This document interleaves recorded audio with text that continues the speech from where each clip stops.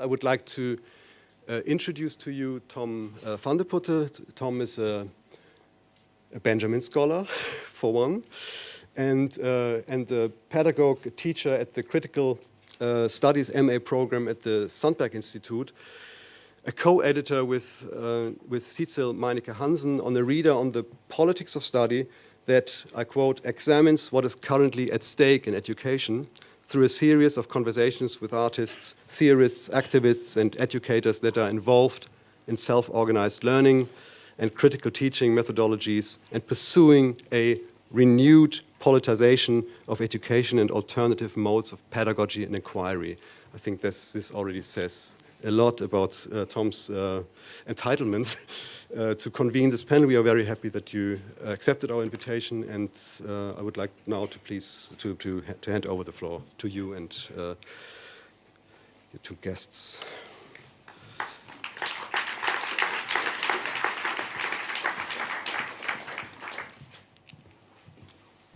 Yeah, thanks first of all for the invitation to Tom and to Maria. Thanks especially also for the support with organizing to Hidde and Marieke and the rest of the staff at BAC. And of course to Caspar, Wail and Jakob for joining the discussion today.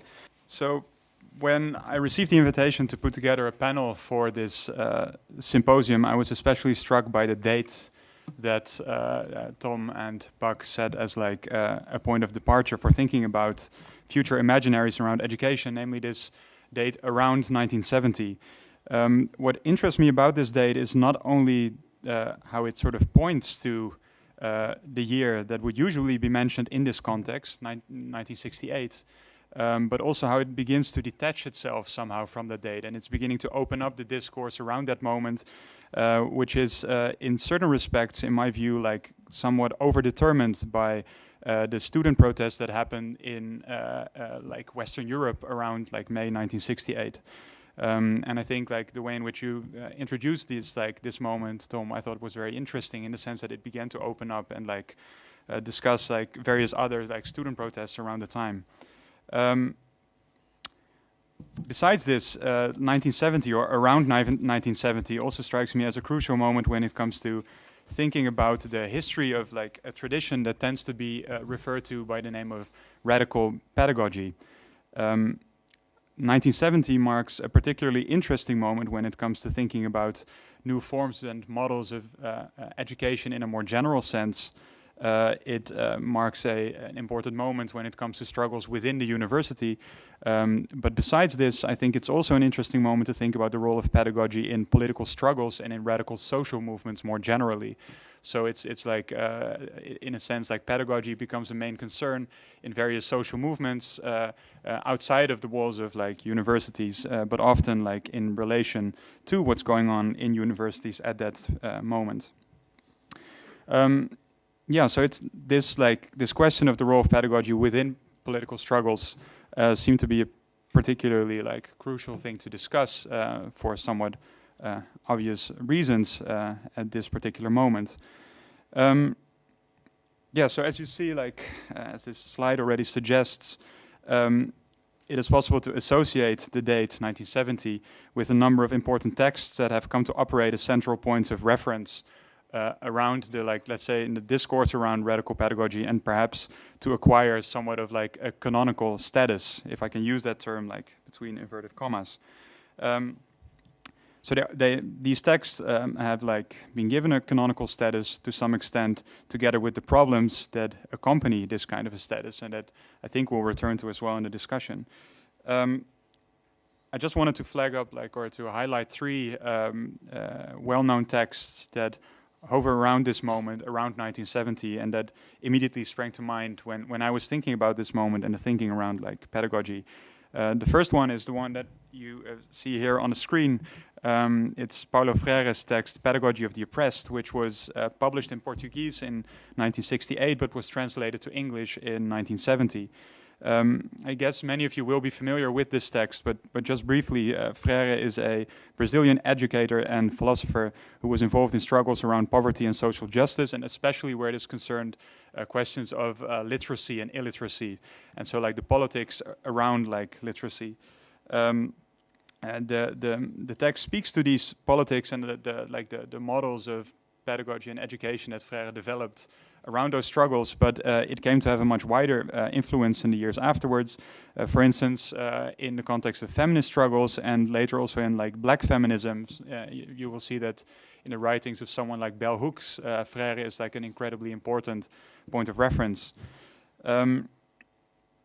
Yeah, so what like just to kind of briefly like hint at what this book deals with, is that Frère develops here like a critique of conventional modes of teaching and learning, and the way in which these like conventional modes of teaching and learning reproduce certain structures or mechanisms of oppression. So apart from the content, how the structures and the models of learning like sort of perpetuate oppression.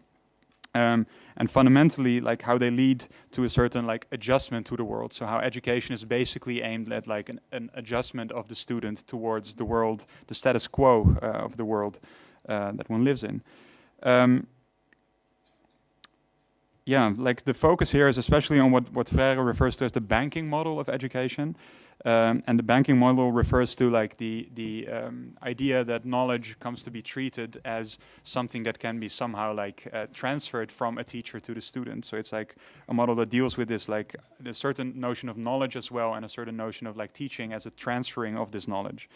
And instead of this, Frère develops a different model of learning that begins from the collective formulation of a problem. So there's this like notion of problem posing that you find a lot in Frére's work, which is a problem that is not formulated by a teacher in advance of teaching a class, but it's precisely something that stems from like the group discussion, and that immediately responds to the concrete like social and political situation that the group finds itself in. Yeah, so this is like one, I guess, like one of the like the well-known and like influential texts that were published around the time. Oh, this is, yeah, great. Another one, and this is actually like, it's interesting maybe to see like when I say well-known text, here you see that this is like a Pelican paperback. Same here with Illich. So these are texts that were considered to be very radical, like pedagogical, like texts, but at the same time really had like a mass audience at that moment in time. So Ivan Illich's Deschooling Society also stems from like Illich's involvement in the research center CEDOC in Mexico. So Illich was an Austrian philosopher, but was also involved in Latin American politics and certain strands of what is referred to as liberation theology. And Illich, in this book, develops like a critique of the institutionalization of education as such. So it's not only like a critique of the current status, or the status of educational institutions around 1970, but more fundamentally, it criticizes the very idea that education is something that is institutionalized and that is somehow limited to particular like institutions like schools. In this case, that's what like Illich's terms schooling and deschooling refers to. And what is like important here is like that for Illich, the fact that education comes to be institutionalized and like concentrated within certain institutions also presupposes an exclusion of certain other forms of learning. So it is like a way of legitimizing, especially like a process of legitimization that is that depends on the state in this case, but a process of legitimizing education at the expense of delegitimizing other like forms of learning that happen more in the fabric of everyday life. And in response to this, Illich develops this idea of like learning webs, and has like quite an interesting other like idea of like a deschooled society that you can find in this book. Third one is not as well known, Colin Ward's book Street Work, The Exploding School, but I thought it was interesting to mention it because it plays a role in like the rethinking of education in anarchist circles around that time. As you see, this is not like a Penguin or Pelican paperback, but it is a text that has come to be quite influential within like anarchist practices and theories of education.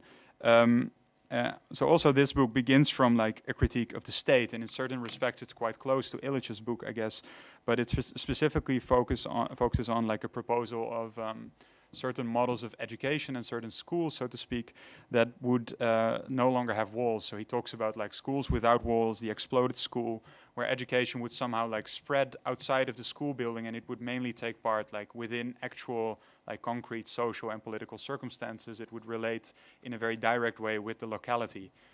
Which is not to say that he envisioned education to be limited to local concerns, but it was much rather a sense of like beginning from everyday life and beginning from sort of local circumstances to think about like larger structures that are at work within local contexts. I'll end with this slide, but besides these well-known texts, pedagogy also becomes an important concern within other radical social movements of the time, as I already referred to, in a way that is often not condensed into texts, or at least not the kind of text that we've seen here, that doesn't at that point have that kind of like mainstream institutional support. And I'm thinking here of like the feminist movements of the time. I'm thinking of queer struggles within and outside of these feminist movements. I'm thinking of black social movements, such as the Black Panthers, that will be referred to later on in one of the presentations as well. Anti-colonial struggles of the period, but also the anti-psychiatry movement, which is also like let's say like an interesting like place where thinking about education happens at that moment. Yeah, so the idea for the panel was to take these often not yet written histories as a topic of inquiry. And a starting point for the discussion today. So I invited all three of the speakers here today to propose like a text, a project, or an event, or an occurrence from around 1970 that speaks to political struggles in the present moment specifically. So it would not be a matter of historicizing certain like pedagogical writings or examples or projects or moments of that period, but much rather of taking these as a starting point to speak about questions of pedagogy and education as they play a role in current political struggles. And the question is what we can learn from the experience of that moment in our present moment. So that much for the introduction. I would like to give the word to our first speaker, Jakob Jakobsen. Jakob is an artist, educator, and activist who I became like familiar with due to his work on the Copenhagen Free University, which was a very interesting, radical, like self-organized school that took place in Copenhagen, as the name suggests. And also afterwards, because of his ongoing anti-history project, which I believe started with your research into the Anti-University of London, which was a very interesting, short-lived educational experiment, and this anti-history project is like an ongoing endeavor, which is now focusing on another project that you will speak about yourself. Thanks very much for joining, and please join me in welcoming Jakob Jakobsen.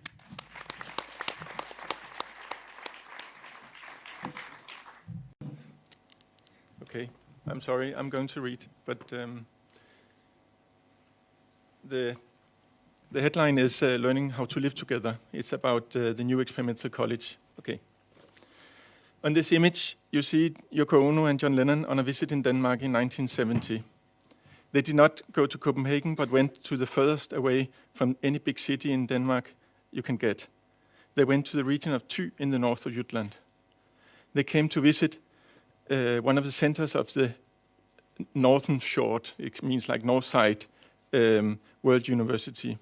For now, I would just call it the World University. This university was a network of self-organized and small schools situated in old farmhouse across the north of Jutland.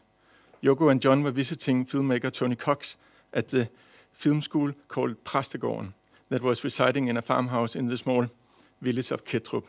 They came to see Yoko and Tony's common daughter, Kyoko, and they had a crew cut with a local hairdresser. Not only John, but Yoko and Kyoko. And this was 2 days before. And this is Kyoko, and this is Åge Rosendahl, that was one of the main founders of this new experimental college and the World University. And this is a map of all the centers of the World University. The World University was a further development of a self-organized school project called the New Experimental College that started in Copenhagen in 1962.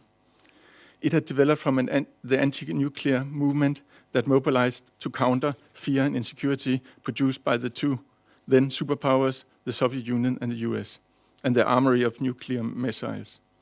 By encouraging international cultural and intellectual exchange, the anti-nuclear movement was pushing against the destructive forces of the Cold War that had such a paralyzing effect for many people across the globe at the time.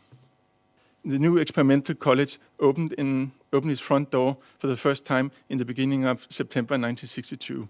It was the first day of school for about 20 people, half of them students, half of them teachers.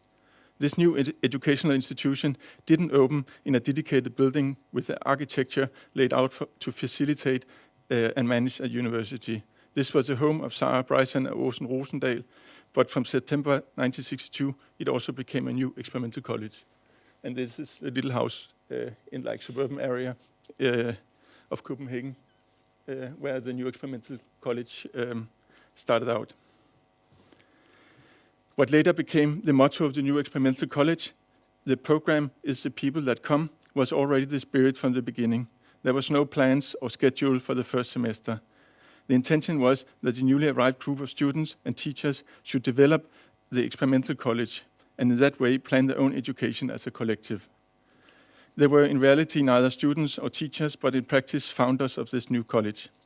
As stated in a progress report dated fall 1962,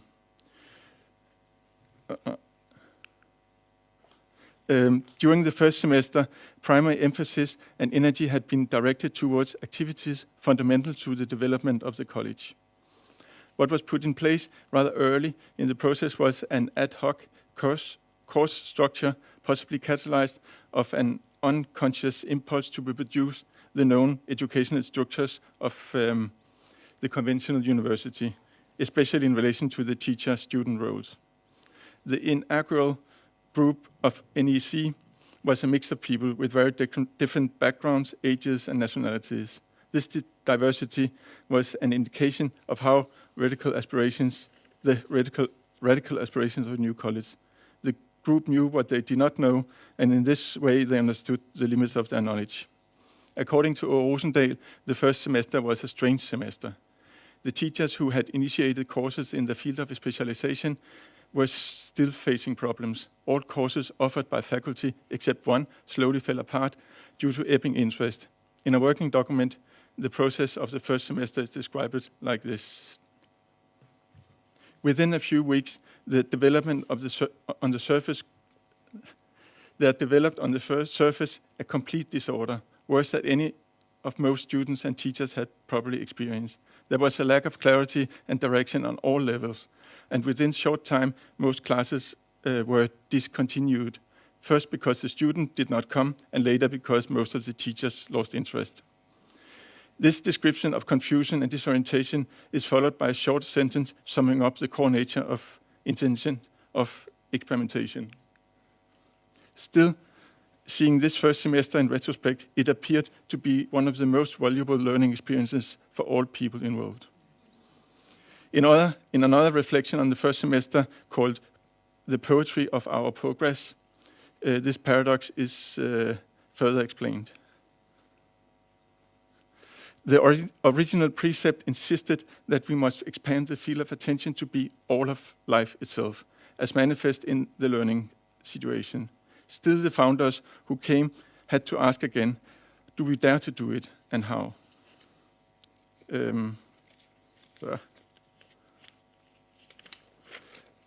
What seemed to work better than the faculty's courses, perhaps due to the informality, were the communal meetings that took place several times a week to discuss potentials of the college. These meetings became the primary space of communal debate, and the nature of these gatherings was in itself a rejection of the ghostly university structures that haunted the college. What became clear in the process was that the experience of building a community and communality in relation to learning was what was desired, as opposed to being academically lectured and directed. In light of the focus on the people that come, this idea of that the college is the people that come. The interaction and development of the NEC community towards learning, an important factor was that NEC was not just a day school. The NEC group did not come together around books and academic subjects exclusively, but had to figure out to live together in an everyday domestic setting. Already in 1965, plans appeared to move NEC into the countryside far from the noise and distraction of the big city. They moved in 1967, and May 31st in 1969, the World University was founded. And this was like far away from Copenhagen in Jutland. This new organization was a result of an organic process with former students and people wanting to join or come back to NEC. But now the focus was on self-organizing around more specific knowledge practices and areas of learning. This meant that the NEC became one center in a network of centers across the north of Jutland. On the first center, one of the first centers was Præstegården, the place John and Yoko visited and set up by photographer David Nilsson, who had been student at NEC in Copenhagen, and now wanted to come back and join the project. He aimed at setting up a film and photography school. The World University centers developed around or during 1970-71 were small family-like communities that hosted a handful of people at the time. The centers was focusing on philosophy, ecology, ceramics, yoga, etc. And there was no rules or requirements for becoming part of the World University. Anyone was welcome to set up a center. The 1970-1972 was in many respects the peak of NEC, the World University, in terms of students and centers. It developed into 12 centers in different farmhouses across of this, like in this rural area of Denmark. But already in 1973-74, with the world economic crisis, the influx of especially American students dried up, and many centers had to close. What I have learned from this engaging with this NEC that is actually not very known, of course, not here, but not even in Denmark. And this only event that John Lennon happened to go there somehow is an enigma still in this Danish consciousness. Why did he go there? What I've learned from this engagement is that learning and living always have to be, or always are, two sides of the same coin. Learning at NEC was viewed as a communal process, and that refused a communal process that refused to offer itself as an exemplary pedagogical model to be followed. The project was not about pedagogy at all, quite the opposite. It's kind of anti-pedagogical, I would say. This experiment in how learning how to live together was unquestionable, consequential, despite and probably also due to the self-admitted paradoxes. Thought does not start with knowledge. Knowledge and understanding arise from exchange, address, and a person in front of me. And I will just, I'm somehow to connect it today, I just been part of opening a space in Copenhagen called Hospital Prison University Archive. And I'll just show you some images. And I have some kind of keywords here saying like archive without outer collection, material investigations, archaeology of the future, ethnography of struggle and crisis, politics of social aesthetics, social movement, knowledge practices, or collective inquiries. And it's a very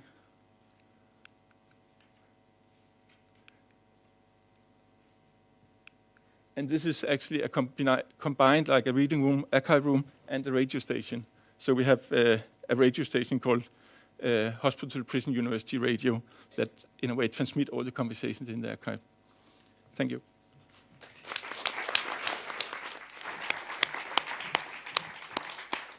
So we can move on to our next speaker, Wail Qasim. Wail's a writer, an activist, and a campaigner. And in the case of Wail, I got acquainted with their work through their involvement in Novara Media, which is for those of you who do not know it, a very interesting political media platform and that also offers a great radio broadcast based in London.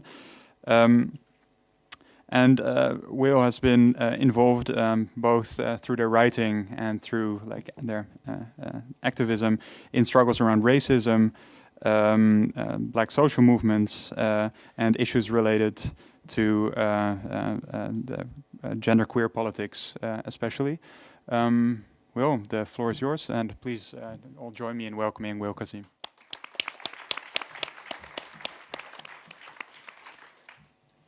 Thank you, Tom, for the invitation as well. It was gratefully received. I guess I'll just preface this by saying that I, at the moment, am particularly involved in organising with Black Lives Matter in the UK, and I've done kind of organising work with Black Lives Matter in the US as well, and that's kind of what I'm concerned about at the moment. And I should maybe apologise beforehand. I think this is perhaps going to skim over the top of various events, but I promise there's a kind of key concern that draws it all together. I had originally planned to write kind of like short aphoristic paragraphs that didn't really connect with one another, so I feel lucky that I haven't actually done that. But yeah, I'm just going to read. A revolutionary funeral guarantees that guerrilla ghosts will haunt the reactionaries, reminding them of their guilt until warriors among the living take their ultimate revenge. That's from the Black Panther newspaper after the funeral of Jonathan Jackson. Today, I want to talk about what a terrorist is, or at least the process by which radicals are created as terrorists by the state. Specifically, I want to start with Angela Davis and depart along a route that brings us to consider the charge of so-called black supremacy laid against the contemporary Black Lives Matter movement. My position will be roughly this. In renaming the black revolutionary a black terrorist, the state hopes to nullify their threat by removing their ability to educate. The revolutionary is a teacher, and the terrorist is the teacher who can no longer teach. I'm not sure if what follows is an argument for the above claim, but I do certainly present it as a sort of defense. In August 1970, Jonathan Jackson took hostages, including a judge, at the Marin County, California courtroom. His hope had been to use the hostages to negotiate for the release of the Soledad brothers, of which his own brother, George Jackson, was one. During his escape, a shootout ensued, killing Jackson, the judge, and 2 black defendants. Later, the weapons used would be traced back as being owned by Angela Davis, leading to her being charged with kidnap and murder for her alleged role in the events. Famously, a national and international campaign to free Angela Davis followed. But I want to consider 2 much more limited moments in that saga. The moment when on August 18th, 11 days after the courthouse incident, FBI Director J. Edgar Hoover put Davis on the FBI's 10 most wanted fugitives list. And when on her apprehension, President Nixon congratulated the FBI for their capture of the dangerous terrorist Angela Davis. 2 months before the shooting, the Alabama-born scholar and activist taught at the University of California, Los Angeles, but had been fired from her post due to her membership of the Communist Party and supposed inflammatory language of calling police officers pigs. Davis had been removed from her post precisely because she was a revolutionary, but now she faced a legal judgment that would turn revolutionary into terrorist. For Davis, the listing on the FBI Most Wanted list was a marker of both criminalization and delegitimization. It was a second tier of blacklisting, where the ban on communist educators and public figures was the first tier, and her labeling as a terrorist constituted a second tier reserved for black radicals. One could call anyone a communist and exclude them from public life on that basis, but the label of terrorism stands in for an absolute impermissibility, where the terrorist must be legally restrained for the danger they pose. In other words, terrorism is racialized. When Nixon called Davis a dangerous terrorist, it is clear he didn't refer simply to her tenuous link to murder or kidnapping. Rather, her ability to stand between both radical black thought and organizing situated in the community, as well as the philosophical scholarship and discussion and discourse of the American and European academies, was the true terror she instilled. The possibility of effective critical thought between these two worlds is what was dangerous about Davis. The black radical or revolutionary is in essence engaged in a simple process of fighting for their lives. To be black is to already lead a political life. Why? White supremacy is the disavowal of living as black, both of the material reality of living as black and the very thought of that experience. It's a simple and reductive explanation of racism to say that it's a tool of divide and rule used by the capitalist class to separate workers and the impoverished. But where that sentiment is true, where a division is certainly created and constantly reproduced, is the resistance to exploring the experience of black life. The danger is that white people may understand how humanity has been denied to black people and stop participating in that denial. Any black revolutionary who threatens this framework must immediately become a terrorist. That way they can no longer threaten to teach their own experience. In July 2016, Micah Xavier Johnson shot and killed several police officers in Dallas, Texas. It was the moment some had been hoping for so they could prove their claim of so-called black terrorism and black supremacy being the reality of the Black Lives Matter movement. Just before that incident, a petition had been submitted to the White House website calling for President Obama to label Black Lives Matter a terrorist organization. In the aftermath of Johnson's shooting, the petition garnered more than 100,000 signatures, enough to warrant an official response from the White House. In the recent New Year, 4 young black people held a white peer hostage and live-streamed tormenting and attacking him to Facebook. News was circulated that this was a Black Lives Matter kidnapping. Neither the Dallas shooting nor the Chicago kidnapping had anything to do with Black Lives Matter, no link whatsoever. So what was the organization's crime then? It was the same as Angela Davis's, to be black, resisting, and with that, to be teaching the necessity for a different world. Despite the obvious slander, it's a possibility that Donald Trump will prescribe Black Lives Matter as a terrorist organization in his administration. He is said to be considering it. If Trump does decide to make such a call, we know it won't be the first time. Neither did it start with Angela Davis's moment of recognition as a so-called terrorist. It'll be a continuation of the criminalization and incarceration of blackness that we all know from the US, but is real in more familiar territory as well. It's a terrifying prospect too. I think of what happened to MOVE, a black revolutionary group, commune, and perhaps even a cult, who were bombed by the state of Philadelphia on a residential road in 1985. Their crime was apparently storing up a cache of weapons. In the end, no real weapons were found, and their actual threat was in the creation of their community, which was fundamentally opposed to the world surrounding them. For that, the mayor of Philadelphia said, "Let the fire burn." It did, and both adults and children perished in that fire.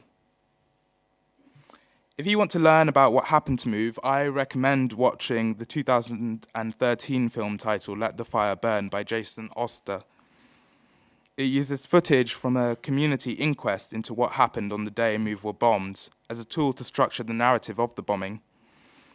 That inquest, a type of truth and reconciliation hearing, is amazing to witness, I think. It appears as a true moment for justice by making an act of critical collective learning an imperative. To bring MOVE to an end, Philadelphia employed its own horrific act of terrorism. That's why I fear today what will happen to these that's why today I fear for what will happen to these black movements under Trump. BLM, on a social level, seeks to do exactly the same as MOVE, as the inquiry that followed it, as Angela Davis, and as she continues to do today. That is, to end the brutality of this world by exposing the reality of black experience in it. Black Lives Matter in Toronto, at the moment, have begun creating a freedom school for black youth, and in London, we hope to do the same with a summer schools program. Our two countries share a wholesale disavowal of the colonial histories they participated in, and in that context, white supremacy means a deep epistemological injustice for black subjects in particular. It's an injustice that requires revolutionary rebuttal, and this is that refrain that often says, in both Canada and the UK, and I'm sure elsewhere too, that, well, we can understand why Black Lives Matter might be necessary in the US, but surely that's not the case here. But that's impossible to make the rebuttal against that claim if we're already terrorists. Nonetheless, I hope to make radical truth and reconciliation a possibility. In Trump's world, it may be necessary to end up on a most wanted list. Thank you.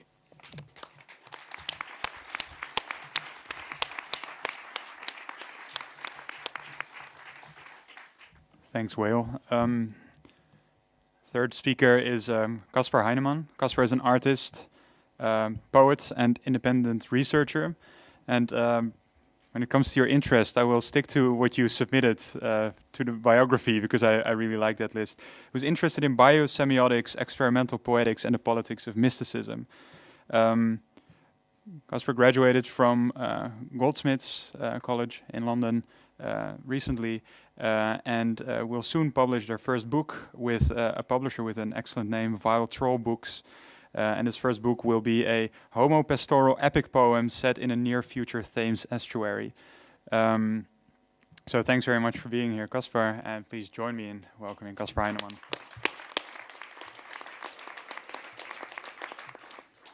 Thanks. Hopefully this is audible. So I'm going to talk about a project by the anarchist, feminist, Buddhist and poet and mother and educator Diane de Prima, called the Revolutionary Letters. The Revolutionary Letters are a long-term project, but I'm going to focus on the first set, which were written in San Francisco between May 1968 and December 1971. De Prima was intimately involved with liberation movements on the West Coast at the time, and so the letters, which, a series of poems, but they often ended up being performed as street theatre, and so they relentlessly merge the political, the mystical, and the unapologetically didactic, and so I've been thinking of them as recruitment technologies, because there's a percentage of them which were basically performed as street theatre for office workers on their lunch break, and I see them as products of this moment of faith that the right adverb might dislodge the right repression, might trigger the right impulse, get the right person to quit their job. And hey, if enough people quit their jobs, maybe none of us will have to have jobs. Revolutionary letter number 23 reads, "A lack of faith is simply a lack of courage. One who says, 'I wish I could believe that,' means simply that he is coward, is pleased to be spectator on this scene where there are no spectators." And so this kind of confrontational, outward-facing poet as street preacher quality is present in many of the letters, but there's also another genre that emerges, a kind of practical, pedagogical poetics for the already converted. And these are the poems that I'm going to focus on today. And I think are poems for those who already know the why of revolution and want to know the how. And so, as well as performing them as street theatre, De Prima also sent the letters to radical free papers across North America for inclusion in the publications, a kind of advice column for the militant hippie underground, a Sunday lifestyle section where all the cocktails are Molotovs. Some top revolutionary tips include from letter number 3. Make a point of filling your bathtub at the first news of trouble. They turned off the water in the 4th Ward for a whole day during the Newark riots. This then goes on to list the specific foods and quantities of those foods needed to cool it indefinitely in your house if you can't leave. £20 brown rice, £20 whole wheat flour, £10 cornmeal, £10 good beans, kidney or soy, £5 sea salt, 2 quarts good oil, dried fruit and nuts. Add nutrients and a sense of luxury to this diet. A squash or coconut in a cool place in your pad will keep 6 months. Number 5 is a DIY medicine cabinet. You may be called upon to keep going for several days without sleep. Take vitamin B along with amphetamines. Number 7 is advice on mantras and self-defense. It's possible, even on the East Coast, to find an isolated place for target practice. Number 8, picking good spots to protest. Don't let them lure you into Central Park every time. Number 15, how to communicate with the media when you seize Colombia, when you seize Paris. Number 18, how to pack to leave town at a moment's notice. Number 25, construct at least one man-sized hiding place in your walls. Know for sure which neighbours will let you sneak in the back door and saunter out the front. That's an inexhaustive list because I've only got 10 minutes. So the poems are unapologetically instructive, kind of skill shares with line breaks. And I don't see this as being a prioritization of politics over form, but I think that the letters represent an approach whereby the political avant-garde is inherently the formal avant-garde, and the success of the poems are measured by their ability to do the revolutionary work that needs to be done.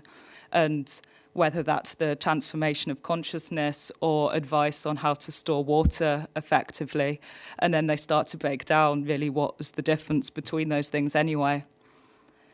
In his 2004 essay, Camp Messianism, or The Hopes of Poetry in Late Capitalism, Christopher Nealon writes that to dismiss appreciative or content-driven readings of texts on the grounds that they are insufficiently politicized, insufficiently counter-hegemonic, is to mistake the work of countering hegemony, if that's what we're doing, as individual work.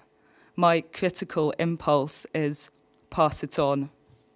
And I thought that was quite a validating quote in general. And as well, so he's talking about a reading practice, but I think this can also be applied to writing practices, and especially these writing practices that embody this generous desire for communication, which is often dismissed as being easy, both to practice and to interpret. I think the letters refuse the notion that formal difficulty is inherently more revolutionary and that abstraction is the only way to signal refusal of the world as it is, and that somehow by engaging with the already existing, you're compromising or lowering your politics. I think that rather what the letters propose is a practice of care and sustenance. They suggest that whatever is being built needs a solid foundation. And I think here the feminism of De Prima's poetics becomes really evident and is interesting to read in terms of contemporaneous feminist art practices. So Merle Keller's Manifesto for Maintenance Art comes out around the same time. That was published in 1969. And that has the famous line, "After the revolution, who's going to pick up the garbage on Monday morning?" which it feels like that resonates. And even at their most mystic, De Prima's poems are concerned with who is getting fed and what are they getting fed and how. And it's this poetics which refuses to ignore or denigrate the practicalities of the everyday. Every action becomes a microcosm of the wider struggle.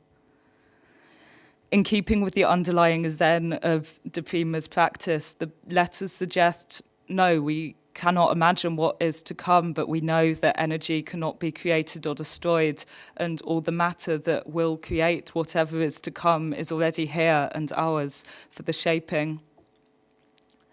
It feels like, at the moment, in contrast to the racist, neoliberal, experimental poetics of figures such as Kenneth Goldsmith, there's now a new generation of poets believing not only in the potential but the responsibility of poetry to change the world. To quote a recently distributed text that has been going around a lot online in the past couple of weeks, some of you might have seen it, called Our Vendetta, Witches versus Fascists, by a group calling themselves the Yerba Mala Collective. Taking you down will mean more than all the poems. In our current climate of austerity and rising fascism, I think the necessity of both community infrastructures for care and survival and the practical knowledge needed to create them, the practical knowledge needed for militant collective struggle, feel like they're really sharply in mainstream focus in a Western political context in a way that I feel hasn't been the case probably since the 70s, which is why it feels important to look to these earlier moments when these poetics that feel like they're really, really on the brink, that they were preparing for a very literal armed struggle. I think this is interesting in terms of what Wail was saying. This was the reality of politics at the time. And I think that from this, there's generated this lived, uncompromising stance that the poem should contain not only the refusal of the current world, not only the refracted plasma of the world to come, but also the tools, nourishment, and weaponry to bridge that chasm. And this inheritance feels like a gift to be cherished and brandished at those who think that we'll figure the messy stuff out later on, that we'll somehow figure out how to live after the revolution. We don't need to worry about it now. So I'm going to end with revolutionary letter number 26. Does the end justify the means? This is process. There is no end. There are only means. Each one had better justify itself. To whom? Thanks.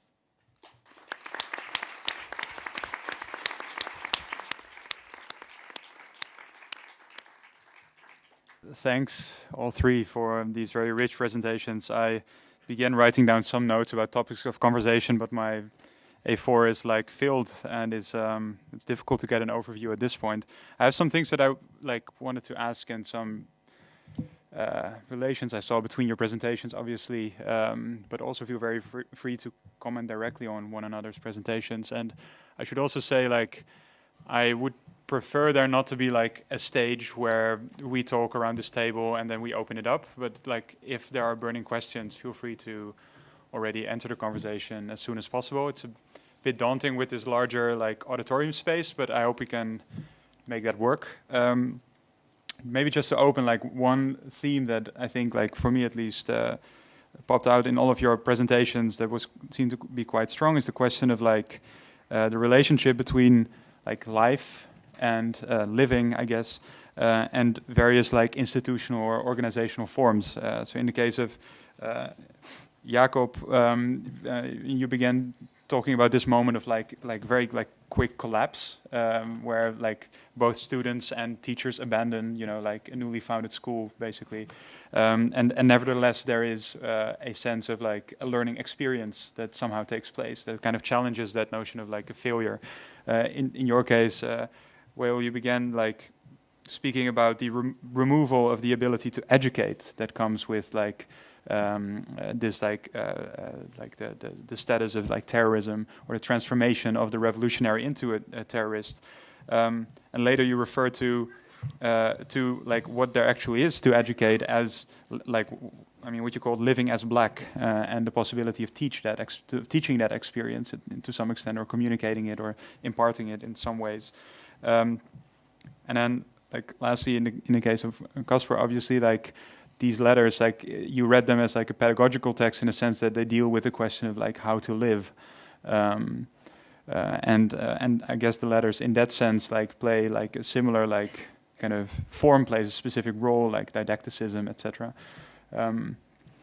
Anyhow, so I was wondering if the three of you could comment a bit more on this question of like where there is, I guess, like some sort of like attention as well between thinking of education as something that would span throughout, or like that would spread throughout life on the one hand, and on the other hand, the question that, you know, we somehow need like forms of organizing this, or like somehow provoking or instilling this kind of these forms of learning.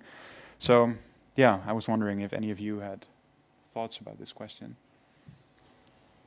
I guess we're always learning in relation to some institutions, also in a negative way. And I'm also like now listening to your poems, or Deprimer's poems.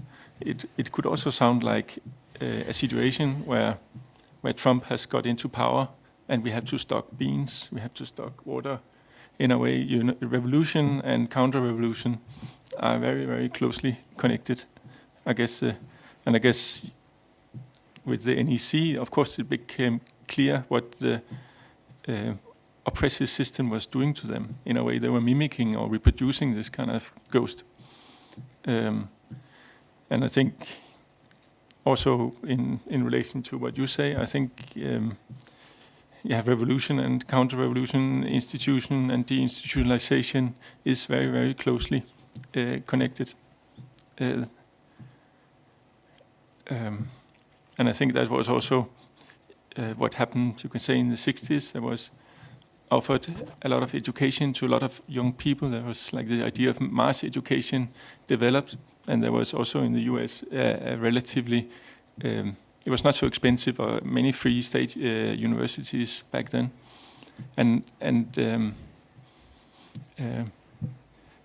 a lot of young people got educated within a system that was actually only meant for the few from the university of the like 50s in a way.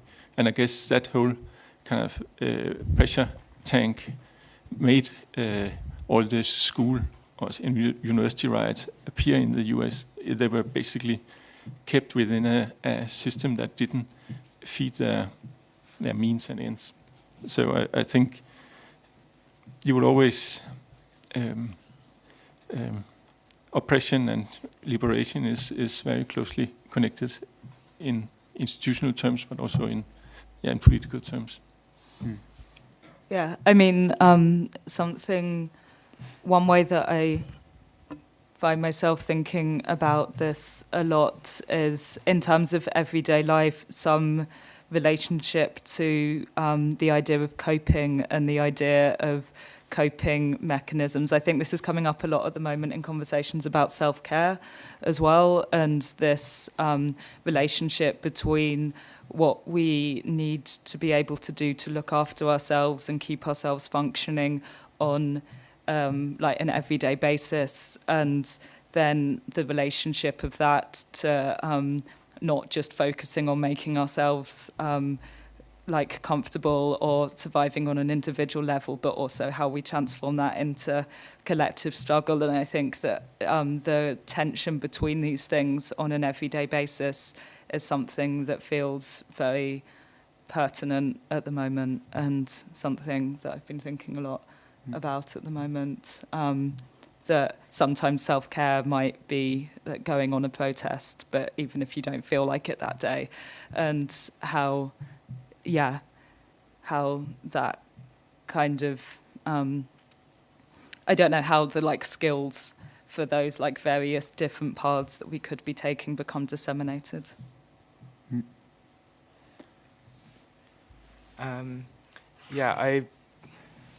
I've sort of lost track of time over the last few weeks, and but what's kind of, I don't know, grounding is that I have definitely noticed this kind of new turn to talking about survival, not only in kind of terms of self-care, but also like a revival of maybe survivalist techniques, precisely the kind of stuff that was in the poems, and, you know, kind of building for an impending civil war. And at the same time that I think there's a kind of interesting relationship to the history of past forms of left organizing that are currently going on. So questions of what happened to the unions or the mass party of the working class, and people questioning whether those were utter failures or whether they have a place at the moment. So I think there's a kind of oscillation between what it would mean to learn to live together in this world and what it would mean to live together in a new world or possibly create that. And questions of whether it's possible even to think about, you know, a kind of utopian image of society, or a society that has an end to brutality, when there's a fear of civil war and there's a fear of literally finding where you might have to get your next meal. But then I think that's also something has a history. So whilst those mass parties and unions were ascendant, the Black Panthers and organizations like MOVE were also considering survival and what civil war means, or what a war in this world would mean, or in this society. I think what's interesting in those projects for me is that just a complete rethinking of all of those kind of basic questions of survival aimed towards a kind of ending of oppression. So completely thinking about, what does the schoolroom look like? What does breakfast look like in terms of the breakfast clubs of the Black Panther Party? What does a diet and regime of exercise look like in MOVE? I think perhaps it's kind of a hint to where the answers are in terms of what we might want to be learning at the moment is with those real material questions, so that they don't just become a question of survival, but one of also overcoming.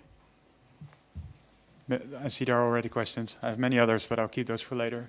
Someone over here on the second row. Do we have like a moving microphone?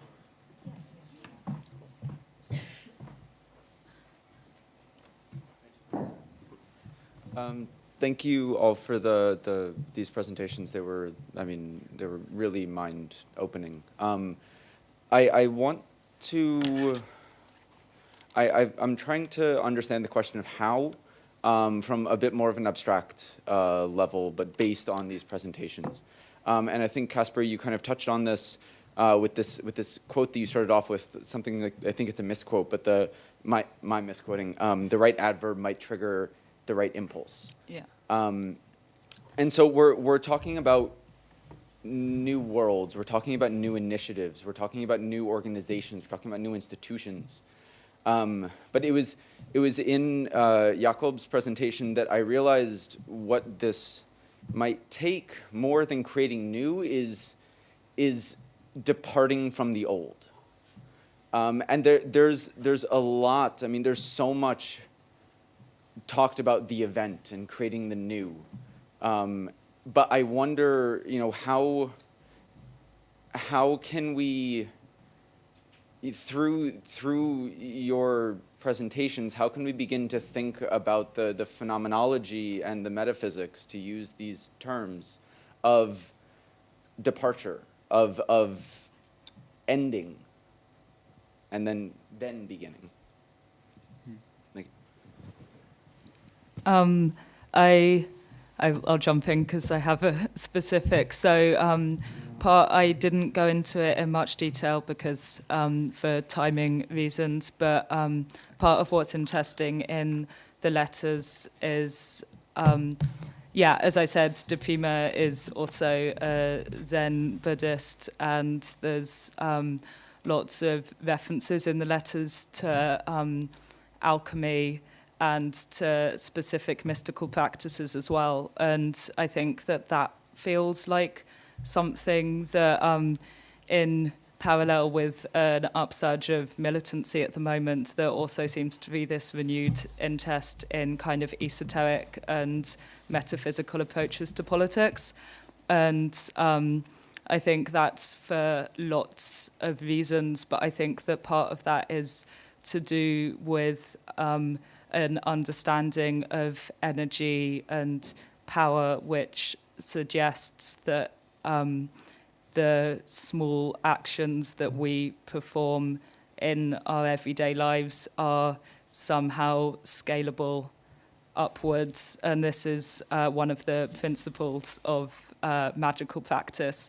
And I don't know, there's a cynical view that these kind of things emerge when people are feeling at their most helpless, and that these are what people make recourse to when they feel like they have no other options.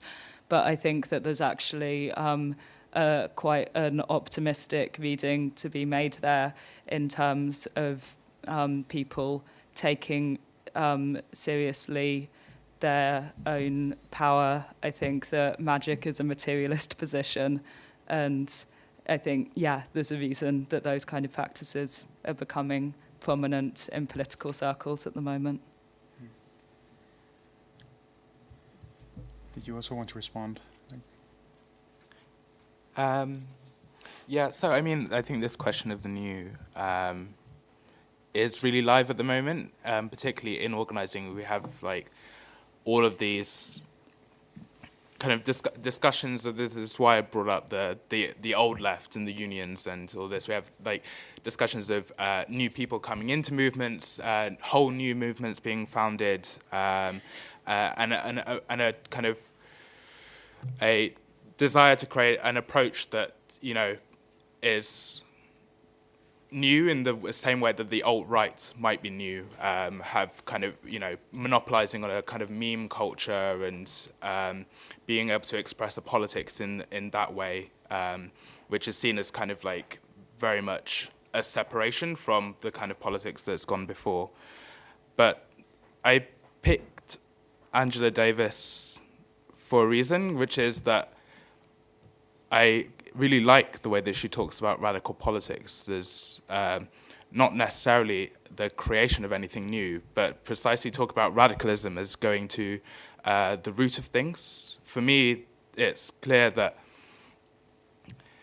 the problems of this world are contradictions and vicissitudes that are present right here. It's possible to see precisely what's wrong with the society that we all live in. And the ending of those contradictions is not just purely a new kind of experience. That might be a result of it, but it's also a kind of grappling and a recognition of what is right there in the present moment. I think that's what Angela Davis gets right when she talks about grasping oppressions at their root, and that being a radical thing to do. I think it's what Marx is talking about when he speaks about a ruthless criticism of this society. So for me, I think like the experience of organizing might feel new, it might feel fresh, but it's always going to be a kind of deep reckoning with what was already there. Yeah, also thinking in terms of like departure, I guess it's not just about moving I guess it's also about like changing your scope and your perspective, because I think I feel like it's very hard to move anywhere. Actually, this departure is more about like looking in a different way on things, as far as I see it. And also, just to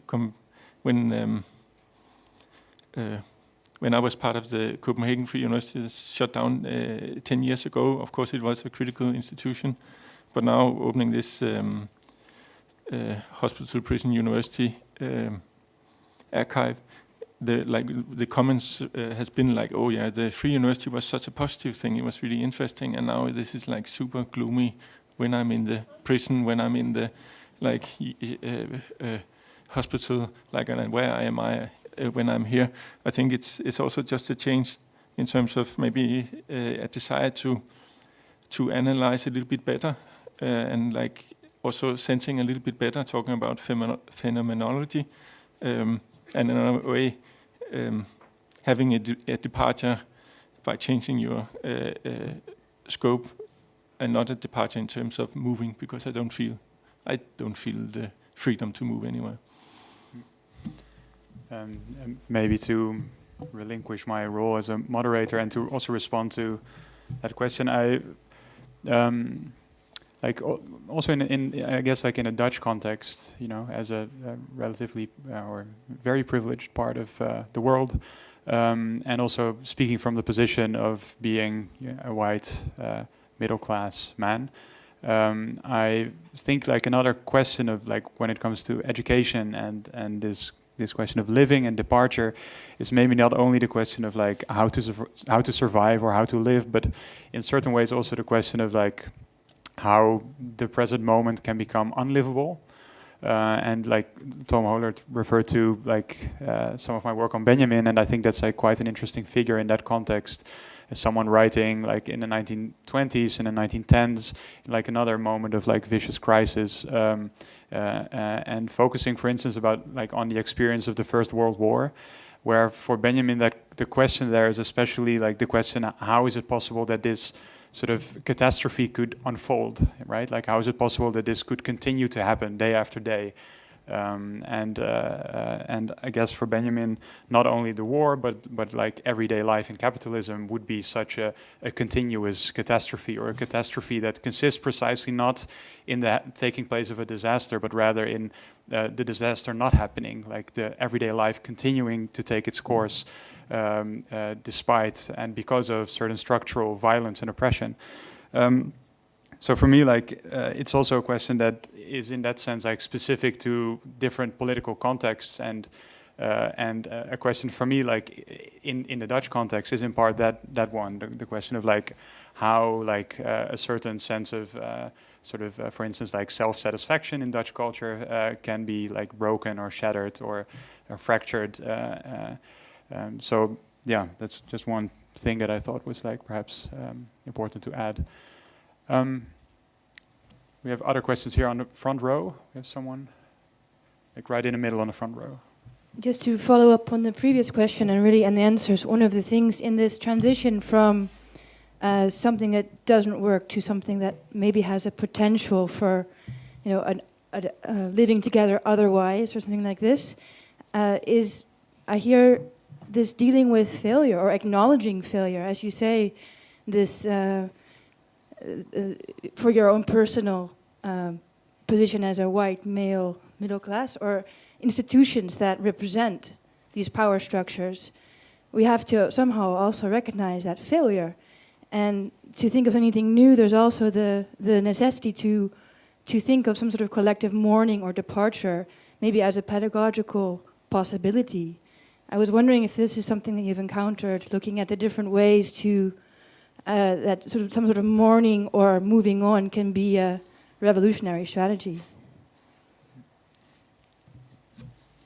There's, I'm going to paraphrase here, but there's a line in one of the letters which is every revolutionary will have to will his own destruction, grounded as he is in the world he seeks to destroy.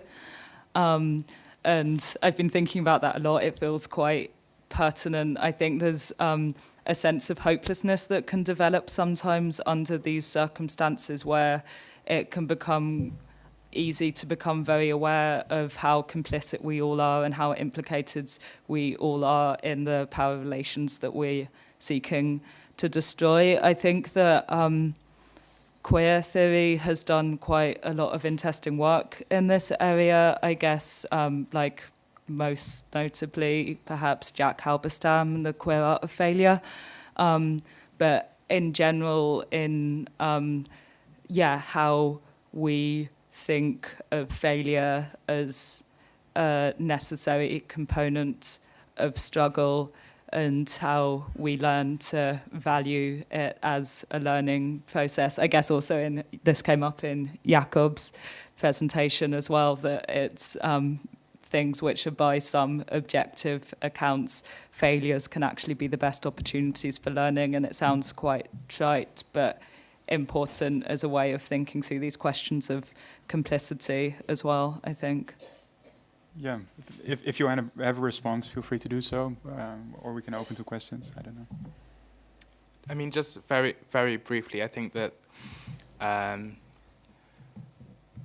there's a huge amount of mourning that goes on, and I think should happen, but there's often a kind of tendency or just a desire to do that in the form of, enumerating great lists of things that we've lost, enumerating lists of people that we've lost, policies that the Obama administration might have put in place and Trump is ripping up, or, just kind of like this positive account of what is to be mourned. And within the sphere of left organizing, I think that often can stand in for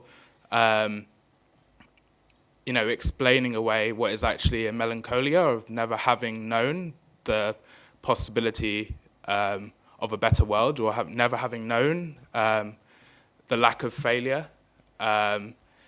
Instead, we kind of deploy the list of things that we're mourning. I think perhaps if we were able to, truly grapple with why those things have failed, we could actually begin a process of mourning for left politics.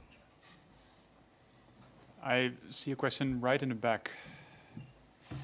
Hi, thanks very much for all the presentations. I just kind of in reference to the kind of previous to this looking in the movements of changing the institutions or opposing the institutions in the history of the late 60s and the 70s, and its relevance for today's struggles. I was, and in regards to the kind of failure that possibly we need to take a close look at. It's.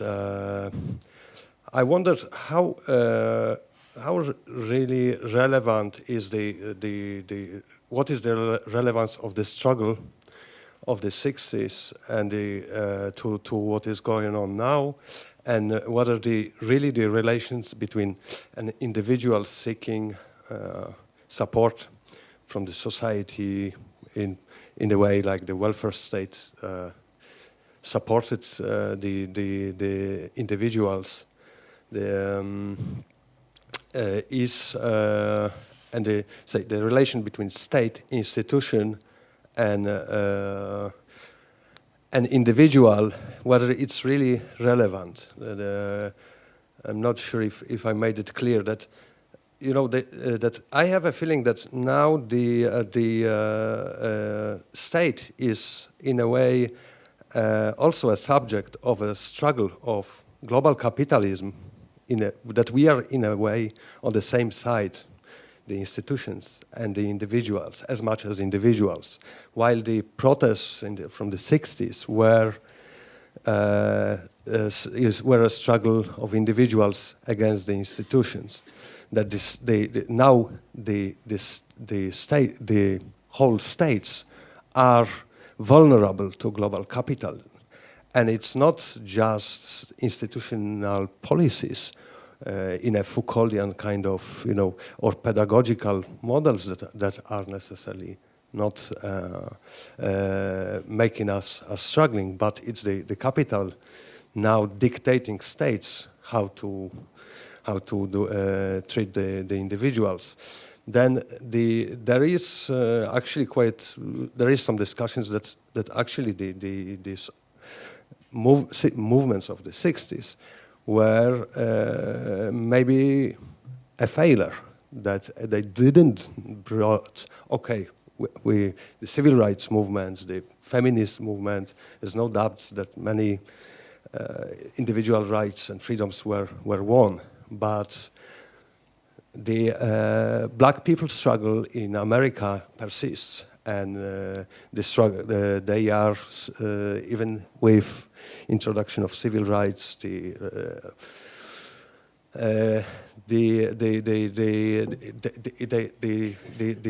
black people are excluded from participating in the society. So, just to kind of wrap it up, I mean, and give some support for what I'm talking. That is not just my position. Let's say that probably most of us remember Jacques Lacan, who during 1968 protests addressed his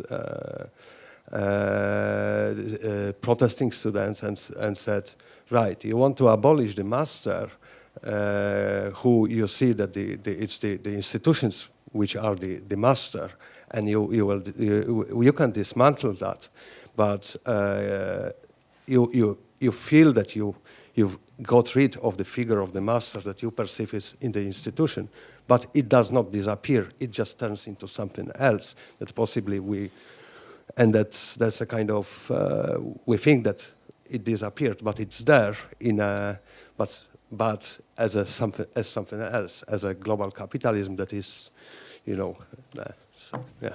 Can maybe drawing onto this, I guess as I understand the point you're raising is in the first part of your question was the question of how we relate to state institutions and to public institutions. For instance, the university, I guess, would be one of those, and also the one that Lacan is speaking in and about at the moment that you're referring to at the end of your question. And so there is in that sense, when thinking about struggles around higher education, there is this tension that you're referring to, where on the one hand, around austerity politics especially, there's the question of whether these institutions need to be defended, and on the other hand, they need to be abolished, right? So there's that kind of ambiguity in terms of how we relate to existing institutions. So maybe that was how I understood the tension that you try to indicate, and related to this, for me the question would be and that's also something that I think appears in all of your presentations, the question how do you see the relationship between the struggles that you're invested in yourself and the university as an institution? Is the university something that one needs to leave? Is it something that one needs to depart from? Or is there sort of work to be done within universities? And if so, how do you understand that kind of struggle and relationship? Yeah, I think that definitely we're in a very strange moment. I never thought that I'd find myself as an anarchist making an argument for Britain to stay in the EU. I think we're definitely, a lot of us caught between, I don't know, this feels like it does come back to this this theme again of how we reconcile our everyday with wider ideological goals, and how we find this balance of doing what needs to be done in the present and trying to protect the institutions that we currently rely on for our survival in lots of cases, with the necessity of, not losing focus of the fact that ultimately they are not in their ideal form.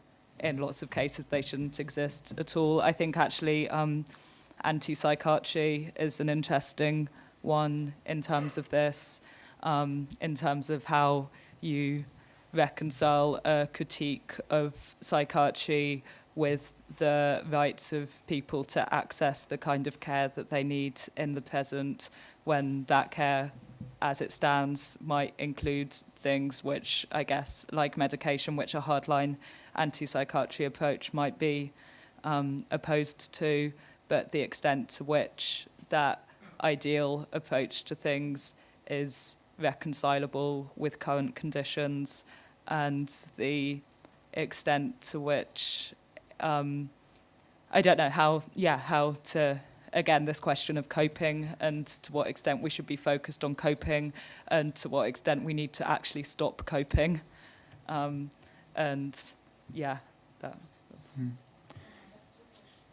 Yes.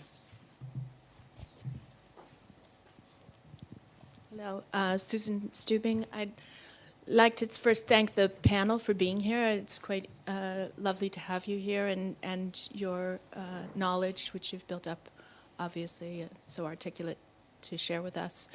I'd like to ask the panel maybe to bring the discussion back to the theme of today, which as I understood it, and why I attended today, which was the physical, the changes in society, and education, or what I'd rather say learning, as we look at the questions that you've been asking, and to try to make that your discussion smaller and more focused on that issue. And I'm going to volunteer an example for you, which is going to connect to the discussion that you've had today, because what I am worried about when I listen to this discussion is the romanticizing of radicalization, as opposed, and as the flip side, to the opportunistic approach of fascism. And I'll give you two examples, which I'd like to volunteer for you to talk about, or you don't have to talk about it. One is in current events, the Berkeley riot a few days ago. Who was rioting? We don't know. Only one person was arrested. So that's quite a curious situation. And the other is the Bowling Green massacre, which I think everyone, if you're on Twitter, you know about. So those are two interesting things that could relate to the discussion on the panel, but also in terms of physical environment and what that means for us. That's. Sorry, could I ask, could you briefly say something about the two examples you mentioned? So the Bowling Green and the Berkeley riot? Can I just clarify that you ask about Bowling Green because you know it didn't happen, right? Okay. But I do think it is important that this is just briefly explained, like what you're actually referring to in the question, because maybe not everyone in the room is aware of both of the events you're referring to. So just so we have like a common basis for the discussion. Is that okay? Two examples, Berkeley riot, probably the least costly public university in the United States is now threatened that their federal funding will be removed because of riots. And looking at it, quite radical approach, burning cars, spraying, that's been on, everybody's seen it on internet. Yes, against a right-wing speaker, but who was there? What was that? And in terms of why I'm bringing it up is the opportunistic approach of fascism, how we must be aware of that and wary of that. Secondly, Bowling Green was a slip of the tongue, or an example that was given for why Syrian refugees, or the ban on Islamic people to the United States, was okay, because there was a a massacre in Bowling Green, which actually never happened. So that's fake information. So the reason why I'm bringing these two things up is to talk about the physical environment in relation, in the theme of today, physical environment in relationship to the creation of new knowledge, political change, and how we can think about those issues. Yeah, so thank just you. to try to keep it smaller. Yeah, thanks.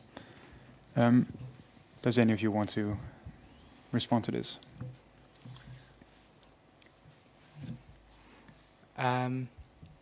So maybe to take the two examples separately. I think to take them separately, but also keep them connected, because obviously they are. So yeah, the Berkeley situation was, just to kind of reiterate, Milo Yiannopoulos, a kind of alt-right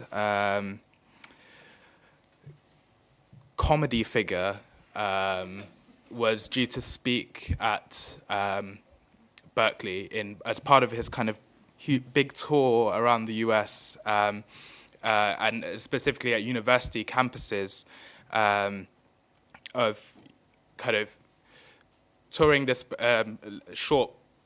not short at all actually, very long 2.5-hour kind of presentation about why black people have used slavery and the legacy of slavery to continue a racial war in the US, and actually real black communities, which he is apparently familiar with, have been let down by all of these community leaders who just want to make money, and don't actually care about ending racism, and don't see that the real racism is in people who keep talking about white supremacy. I, for some bizarre reason, last night in my hotel room watched one of his presentations at the University of Milwaukee, and it's awful. It's absolutely awful. And the riot or what happened at Berkeley, I think, is precisely the sort of response that you have to that sort of thing. This is a man who spent pretty much the entire 2 hours. When I say he's a comedian, I mean that he's a sort of kind of like ironic figure in the kind of vein of all of this alt-right, Reddit style, of like violent irony. And it's the sort of thing that so he's British, and it would never have worked. His act, which is exactly what it is, it would never have worked in England, which is why he moves to the US to kind of do this, because you can make money in the US doing that sort of thing. But he spent an entire 2 hours kind of brutally being as racist, misogynistic, homophobic, transphobic as possible. In the presentation, he exposed a trans student at the University of Milwaukee. And he kind of just like boasted about the fact that the protests against him on that day in Milwaukee were so pathetic and weak. And look at the progressive left rescinding back to their crevices because they can't possibly say anything to us fascists. And I think the people at Berkeley showed that wasn't quite true, and that actually this time it was Milo who needed a safe space. I think also the other, I don't know if people are aware of this, but one of the things that he had also said that he was going to do at Berkeley was read a list of all of the undocumented students at the university. And I think this is one of those situations where if you don't think that needs to be physically opposed, I don't know where your line is. Yeah, I also think... also relating to your comment just before, like what we can learn maybe from the 16th, 70s is like this kind of imaginary that at least was around at the time, where it was clear that student and staff should control the universities, and all these kind of ideas are just fading away as it is now, and we're becoming super defensive, and also like in a way stopping ourselves reacting to direct like racist talk. So I think that is some of that's so much in a way unfinished business coming out of the 60s, for example, with the new experimental college. This kind of idea of setting up a school that in many ways also is happening already, because universities are so bad and so expensive, so students can educate themselves, and in a way, in that way, also coming closer to the struggles that is a part of everyone's life. Just maybe to just quickly bring those two things back together. So, like when he was at the very end, someone stood up and said that there wasn't a single fact in what you said, Milo, and he ran off this list of, oh, you want facts, do you? And then he kind of, it was a huge list of like unsourced statistics about why, you know, black people are actually responsible for all of the crime in the US and blah, blah, blah. But these people they're able to get away with that sort of thing because I think they've had this really strange monopolization of language recently, which I don't understand, and kind of like have this deep kind of reaction to every single time I hear these words post-fact and or post-truth, sorry, or alternative facts, or whatever other kind of weird shibboleth of the right that they've come out with. I just recognize that somehow they have managed to control language in such a way as to make their protests popular and make their kind of politics popular. But I think part of that is the meme culture that they use, this kind of like reproducibility and like turning language into something that can easily be reproduced. So whenever someone says maybe you're being racist or misogynist, you can just quickly deploy this post-truth and be done with it. And what was beautiful about the other kind of instance of fascists getting a bloody good hiding was the Richard Spence video, which I thought was brilliant. If you saw this, the fascists being punched in the face on the day of the inauguration, and the ability of this image to reproduce itself was phenomenal. And I think on the very first day that Trump was inaugurated, you almost saw a counter meme culture inaugurated as well, which... Thank you very much, Wail, Caspar, Jakob, and everyone for the questions. I think it's time to move on to lunch, right? Can I ask you all to join me in thanking the three speakers again?